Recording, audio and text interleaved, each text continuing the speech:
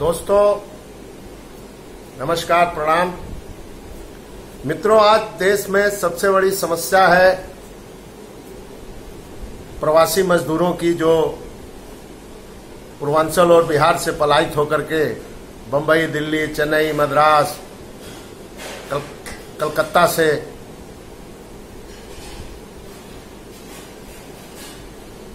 पलायित होकर के जो लोग रोजगार की तलाश में गए हैं।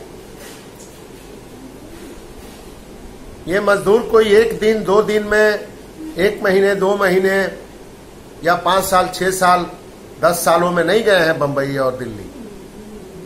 ये देश की आजादी के बाद से ही पलायन करना शुरू कर दिए और भारी संख्या में ये जाते रहे। आज जो ये समस्याएं बनी हैं, ये समस्याओं के बनने के पीछे कौन लोग हैं, किन लोगों के कारण ये समस्याएं उत्पन्न हुई कि यहाँ के लोग रोजगार की तलाश में बंबई, दिल्ली में गए, इस पर कोई बहस नहीं कर रहा है। उत्तर प्रदेश में तमाम लोग मुख्यमंत्री रहे, मायावती जी रही, मुलायम सिंह रहे, उसके पहले कांग्रेस के लोग रहे, उसके पहले भारतीय जनता पार्टी के भी लोग कुछ समय रहे। बिहार में लालू प्रसाद यादव जी, जो आज बेऊर जेल में हैं, वहां वो भी रहे, उनके बहुत दिन रहे, वो 15 साल मुख्यमंत्री रहे। उत्तर प्रदेश में अखिलेश जी भी रहे, इनके पिताजी भी रहे।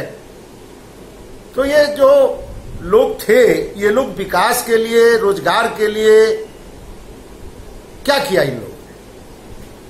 कोई लठपिलावन रैली कर रहा है, कोई थूथू रैली कर रहा है, कोई धिक्कार रैली कर रहा है, और यही जो आज मजदूर हैं उनकी रैली में जाके ताली बजा रहे थे, और आज बेबस, लाचार सड़क पे आ रहे हैं।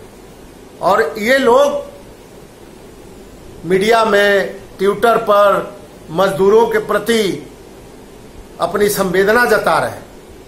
इन लोगों से भी सवाल पूछा जाना चाहिए कि आखिर आपने सत्ता में रहते हुए क्या किया?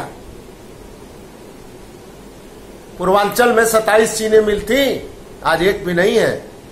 रसड़ा में कताई मिल थी, इंदिरा जी ने लगाया था, आज नहीं है। भदोही में कताई मिल थी, आज नहीं है। सोनभद्र में और मिर्जापुर में चीनी मिट्टी के बर्तन बनते थे, आज नहीं है। तो रोजगार धंधा नहीं है, कहीं नहीं। तो मजदूर क्यों नहीं पलायन होकर भागेगा? आखिर उसके सामने क्या रास्ता है? और ये लोग आज संवेदना प्रकट कर रहे हैं। इस बीमारी के जड़ में कोई जा नहीं रहा है। जब बिहार और यूपी के लोग वहां ठाकरे परिवार के द्वारा प्रताड़ित किए जाएंगे तो केवल ट्वीट कर देंगे, बयान दे देंगे। तो इस तरह से समस्याओं का समाधान नहीं होगा।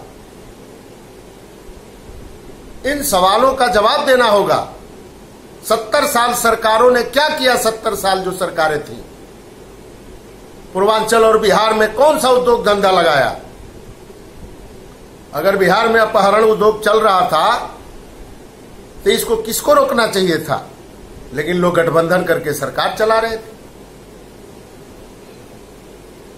आज जो हालात और स्थिति है, इस पर तमाम नेताओं का ट्वीट उठा के देखिए, कितनी अच्छी अच्छी बातें कह रहे हैं। मजदूरों के लिए घड़ियाली आंसू बहा रहे हैं। माननीय श्रीमान अखिलेश यादव जी हैं, इनका ट्वीट देखिए कितना अच्छा आ रहा है। मजदूरों पर ये दिखा रहे हैं, ये देखिए ये क्या हो रहा है। ये महिला जा रही है बैग लेकर के और लिख रहे हैं कि मुझे बड़ा दर्द हो रहा है। अरे भाई, आपको दर्द हो रहा है तो आप 5 साल उत्तर प्रदेश के मुख्यमंत्री थे। किस जिले में एक रोजगार लगा दिए? क्या किया आपने? कोई रोजगार नहीं लगाया। उसके पहले मायावती जी थी सत्ता में, क्या किया उन्होंने? कोई रोजगार नहीं लगाया। उसके पहले अखिलेश जी के आपके पिताजी थे, क्या किया? कुछ नहीं किया। उसके पहले कुछ दिन के लिए राजनाथ सिंह जी बने थे, क्या किया? कुछ नहीं किया। समय जाता रहा, आज 30 साल हो गए, 40 साल हो गए, कुछ नहीं रोजगार हुआ।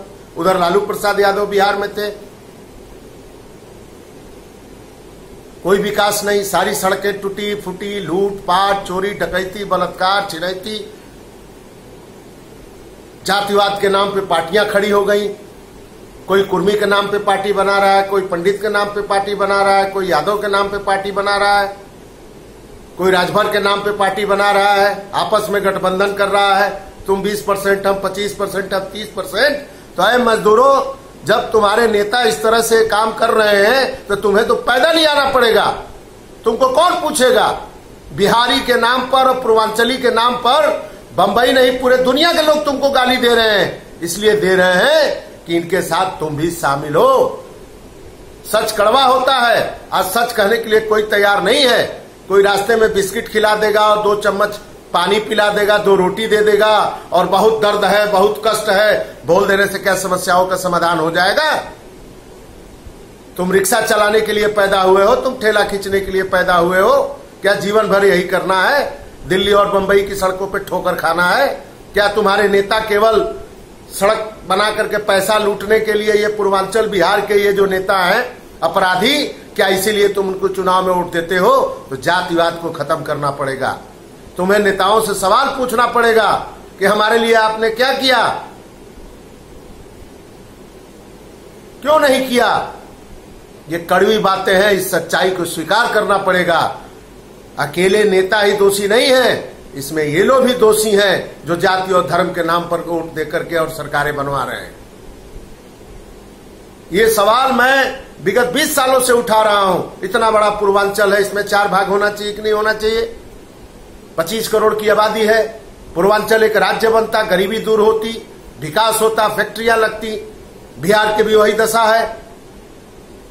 तो सिर्फ टीवी पे टीआरपी मिल सकती है मजदूरों को बैग लेके दिखाते हुए, उनको दुर्दशा दिखाते हुए। तमाम लोगों ने देखा रोटी बना करके फेसबुक पर दिखा रहे हैं, रोटी के लिए मर गए, ये हो गया, वो हो गया। किसको दिखा रहे हो? लोग समझते नहीं है क्या? ट्रेन की पटरी पे कट गए मजदूर। ट्रेन की पटरी बनी है मालगाड़ी चलाने के लिए, ट्रेन चलाने के लिए कि सोने के लिए बनी है? कहने में और सुनने में बड़ा अच्छा लगता है कि मजदूर जा रहे हैं, पैर में छाले पड़ गए हैं, उनका फोटो बना करके, उनका कार्टून बना करके, और ये आईटी सेल और ये दुनिया जो चल रहा है, मोदी सरकार खराब है तो भाजपा सरकार खराब है तो कांग्रेस सरकार, इस सरकार खराब है और इससे कहने से समस्याओं का समाधान हो जाएगा। ये बीमारी आज की है, आज पैदा हो गए। मजदूर जो 70 साल से जाते रहे वो 17 दिन में वापस आ जाएंगे। हजारों ट्रेन लग जाएंगी तो भी ये मजदूर वापस नहीं हो पाएंगे। इनकी संख्या भारी तादाद में है, इतनी ज्यादा है। इन लोगों को भड़काया भी जा रहा है। तो इसका निराकरण होना चाहिए। और भारत सरकार से मैं निवेदन करता हूं कि पूर्वांचल और बिहार को एक स्पेशल पैकेज दीजिए, इस दास्ता से मुक्त कराइए, पलायन की दास्ता से। और इस पर मैं 20 बार इस पर मैं आवाज उठाया, धरना दिया, प्रदर्शन किया और बार बार मैं पत्रक भी देता रहता हूं। माननीय प्रधानमंत्री जी, मैंने आपको 20 बार पत्रक दिया होगा।